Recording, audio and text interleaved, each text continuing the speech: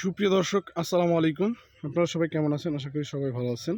আজকে আমি আপনাদেরকে দেখাবো আমার লাউ বাগান।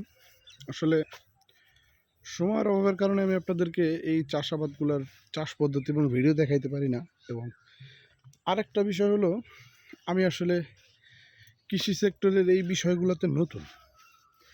এখান থেকে আসলে দেওয়ার মতো তেমন কোনো তথ্য নাই।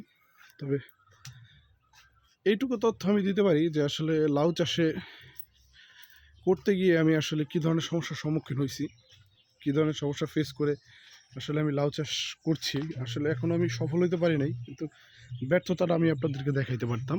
তো ভিউয়ার্স, আসলে ব্যর্থতাটা দেখানোর জন্য আমার ভিডিও করা উচিত, সেটা চিন্তা করে আমি আসলে আপনাদের ভিডিওটা করলাম।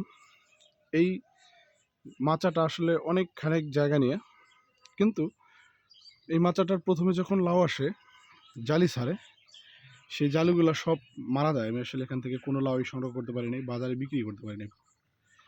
এখন কিছু লাউ জালি আছে দেখা যাইতেছে। আমি এর আগে 20টার মতো বিক্রি করছি, কালকে হয়তো আবার 40-50টা কাটা যাবে, এরকম পর্যায়ে আছে। তো ভিউয়ার্স, আসলে লাউ চাষাবাদে আমি অনেক ধরনের ঝামেলার সম্মুখীন হয়েছি।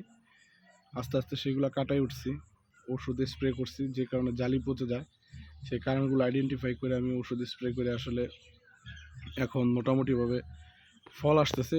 যদিও আসলে যেই ফলটা এখন আসবে আর যতদিন আসবে ততদিনে আমার আসলে লাউ চাষের যে খরচ আমি এখানে করছি, মাচা দিছি, বীজ, সার এবং পরিশ্রমটা বাদই দিলাম, সেটা আমি তুলতে পারবো না, লস হয়ে যাবে।